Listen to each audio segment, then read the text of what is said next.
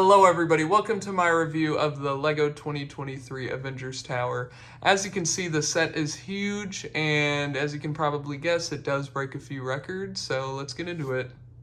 Avengers Tower has been given the standard 18+ box art, and I think it works really well for the set. I think the giant build really pops off the black. It's been given the set number 76269, and it actually comes in at 5,201 pieces, making it the biggest LEGO Marvel set ever, and by extension, it is the second biggest modular set of all time. This set comes with 31 minifigures, which actually breaks the record for most figures in a LEGO set ever, and I'm going to be breaking up into repeats, so minifigures we've already received, then new variations of characters we've already received, and then characters we have never received. Here we go, we're gonna make quick work of these repeat minifigures. You get the same Tony Stark as you always get. You get a good Iron Man minifigure, but it is a repeat, nothing special. And then you get a great looking War Machine minifigure, though it is a repeat, but I do love that minifigure. You get two really nice repeat Captain America minifigures from when they fought themselves in Endgame. And then we get Wong, who comes with those really nice magic translucent orange shield pieces. We get Loki with that absolutely amazing golden head mold on top of his head. It looks so shiny, it looks amazing. Then we get Pepper Potts, who has a holographic tablet-like device in her hand. And then we get Nick Fury with a walkie-talkie and a gun. And then we do get 4 Shitaris to help even out the battle. And 2 of them come with a blaster, the other 2 do not. They look good, but I wish in a set like this they could have included some leg printing. And then we do get a very, very tiny Ant-Man micro figure here, which is very detailed for the size. Comparatively, that's my finger right next to it, so it's very good, but nothing new. I wish in a set like this we would have got a full minifigure Ant-Man, but it's whatever. Thor, in my opinion, is the best of the reused minifigures because he comes with an amazing accessory, this throwing piece that makes the lightning look like it's coming off of the hammer. Here we start off with the unique variants, and you get 3 Agents of S.H.I.E.L.D., and if you look on the right, that is actually Tony Stark in his disguise from Endgame, and he's carrying the briefcase that the Tesseract falls out of. Falcon here is really great in a highly detailed minifigure, with the only con being that its wings use a total of 8 stickers. Here are what I believe to be the 2 best minifigures in the entire set. We have Ultron and Vision has some transparent legs, which is something that was commonly used in the LEGO Chima theme, and then that's to show off him mid-phasing, which phasing is one of his abilities, and then his cape is also translucent, and the details just phenomenal all around on that figure. And then we have Ultron here, who just again looks great. It's a really realistic looking minifigure, and I absolutely love it. And then here we get a phenomenal brand new Hulk Big Fig, and if you look here, his hairpiece is actually removable, which is amazing, and his head is, here let me do it, his head is posable, which is amazing. I love the figure.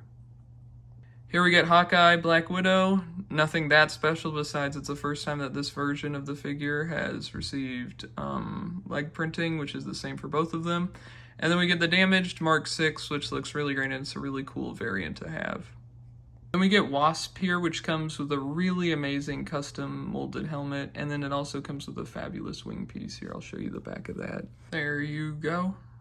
And then the last variant is Wanda, where if you see those 1x1s are meant to represent her magic. And then sadly, if you look at the top of her torso where her skin is showing, she looks like a ghost because it is a red piece that they used and they were cheaped out on the ink. So that's disappointing. But she does come with a really nice waist cape. Here, I'll show you from the back and the sides. It's a custom waist cape here that goes from shorter to longer to the back. You know, LEGO Star Wars really could learn a thing or two from this set. Now these are the 4 minifigures we've never received in a set ever. So on the very left we get Alexander Pierce, which is a really cool character to finally get. And then we have Eric Selvig. I'm really not sure. I'm not the most knowledgeable Marvel fan in the world. I'm more of a casual, so I'm not sure who that is. And then we have Dr. Chow, who was the doctor for Tony Stark during the Stark Tower days, so that's a great minifigure to get. And then on the very far right, we get Kevin Feige, who's actually the president, CEO of Marvel, so that's really cool to get like a real person instead of just a character. That's great. This set comes in at a staggering 3 feet tall, and it also comes with a few side builds, and the overall build is just amazing. It's actually very sturdy. Here, I'll show you how you pick it up. Interestingly, this whole front piece here just slides off like this. Slide in your hand under the first floor and just pick it up like this. It's pretty sturdy actually, so that's pretty cool. Something I didn't expect. I expected it to be like other modular builds where it separates by floor, but it actually doesn't do that. These little blue Technic rod slots are actually located all around the set. Here, I'll give you a few examples. They're just riddled all the way around the set, giving you plenty of display options. These allow for many cool moments to be replicated in LEGO, and some of them they actually show you how to build. This set is absolutely packed with detail on the inside and the outside, and we're going to start with the exterior. First 2 bags of the set actually aren't used for the Avengers Tower at all. It's used for the side build of a Leviathan, which actually looks pretty nice.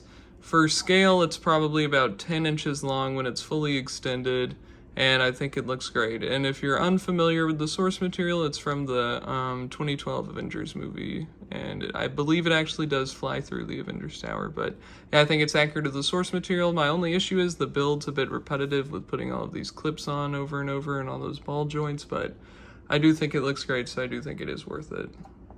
This is the look of the Avengers Tower without all those heroes and villains, and I honestly don't know which look I prefer. I think it looks really good this way, and it would fit really nice into any LEGO city. You get this nice sticker of the Battle of New York Memorial, which is actually from the Hawkeye's Disney Plus TV show. Really early into the build, they actually have you put this pink stud stuck underneath this bench. And I honestly had no idea why, but it's really cool that they included this detail. At the very end of the set here, if you actually open this up and you dump this out, there is actually, as you can see there on the print, there is a little bubblegum pack in the trash can, so obviously that's bubblegum under the bench, and I think that's a really nice detail.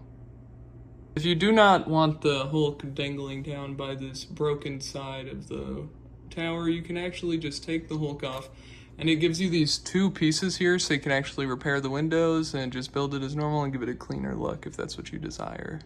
And up here on both sides, you actually get this really nice 3D brick built Avengers logo, and it looks really nice. And then this little gray part attaches to here first, so it has more stability. You actually get this really nice curved ceiling up here, which they achieve with these 2 curved Technic pieces. Well, not curved, but they're rubber, and they connect here and here, and then about 2 pairs of Technic holes and tiles, so it can stretch all the way across, and I think it looks really great.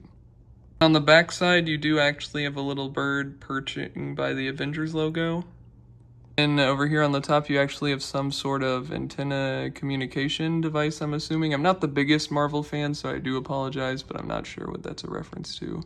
And at the very tippy top, you do have some communication antennas with a ladder going up to it, so your minifigures can climb up there if they need to repair it. And then, of course, they have to, like all the other Marvel modular sets, they have to have their dumpster in the back.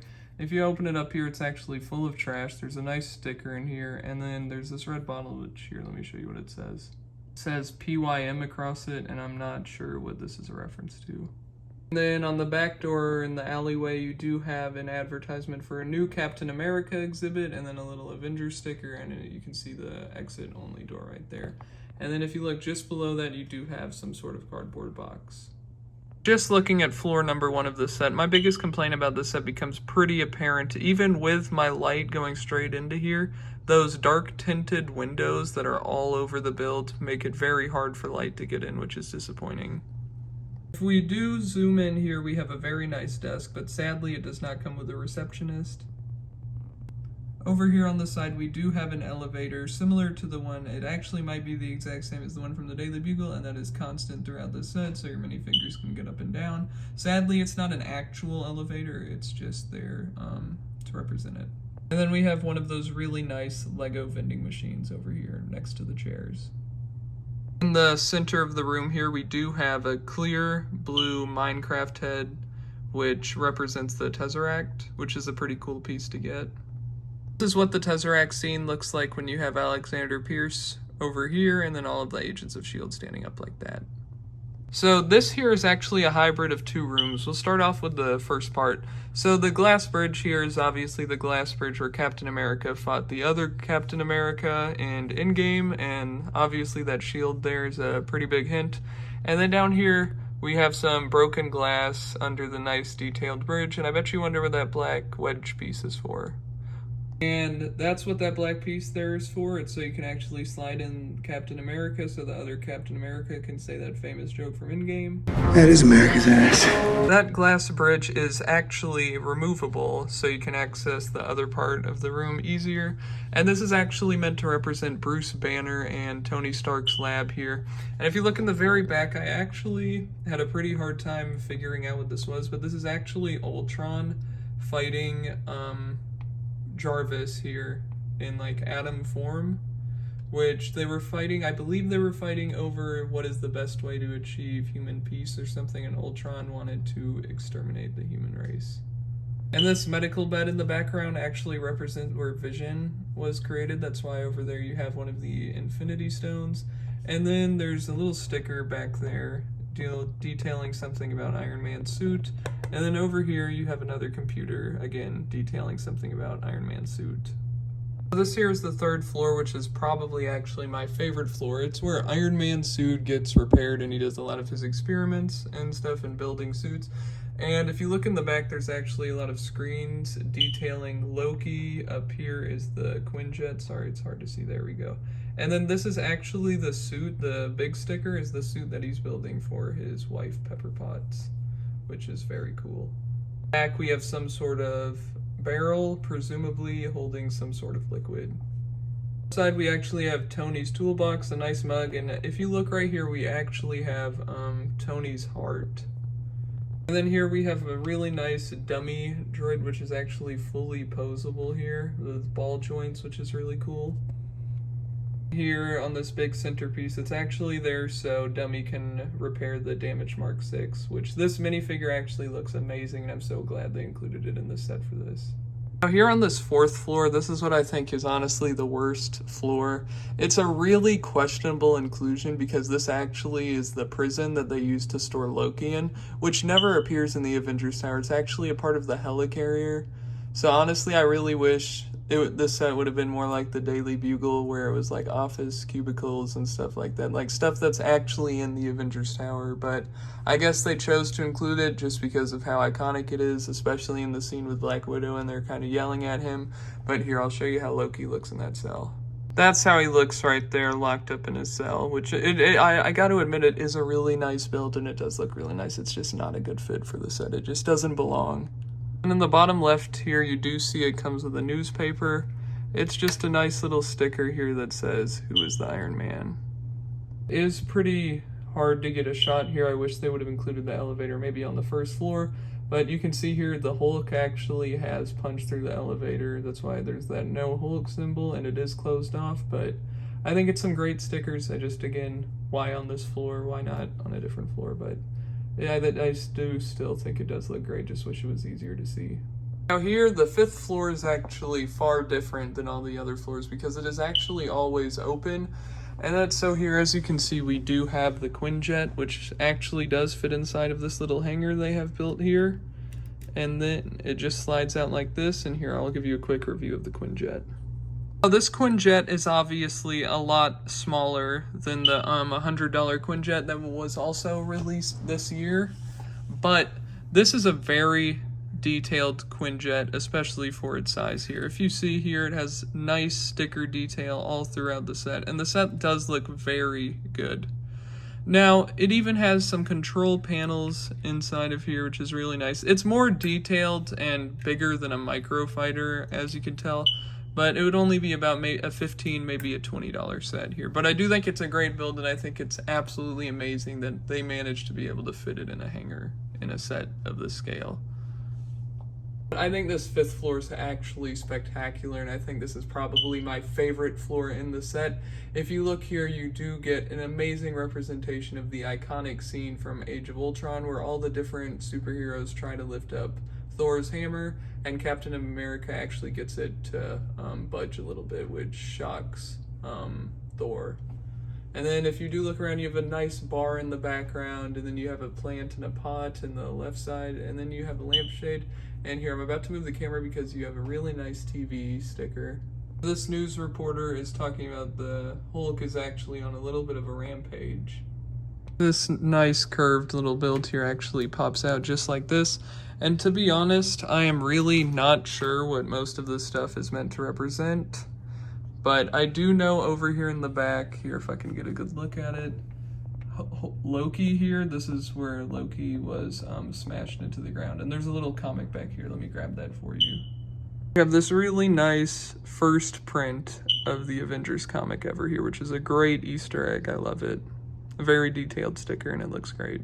Up here on the very top floor, the 7th floor, if you zoom in here, you get some really nice stickers. And you get a little radio dish on top, and they're actually analyzing, I think they're scanning and analyzing Loki's weapon here. Yeah, as you can see, it says scanning right there on that sticker. Okay, that confirms it. And there's actually, if you can see here in the very back, there's a little orange can of open soda. And then on the top right, it looks like there's some errors because Ultron is actually taking some of the files from Jarvis, which he's not allowed to have, which is giving him control. But yeah, now I do admit that $500 is a very tough sell for any Lego set. But if there is any Lego set that's really worth $500, I think this might be it. The set looks amazing from top to bottom, and it comes with a ton of minifigures and what I believe to be a very fair cents per piece ratio. And yes, I really do recommend this set. So if you are a big Lego Marvel fan or just love the way this set looks or a big Marvel fan, with all of these minifigures and such a spectacular build, I really do recommend you get this set. And that concludes my review. I want to say thank you for watching, especially if you stuck to the end on such a long video. Please consider liking and commenting and leaving some feedback down in the comment section. Bye.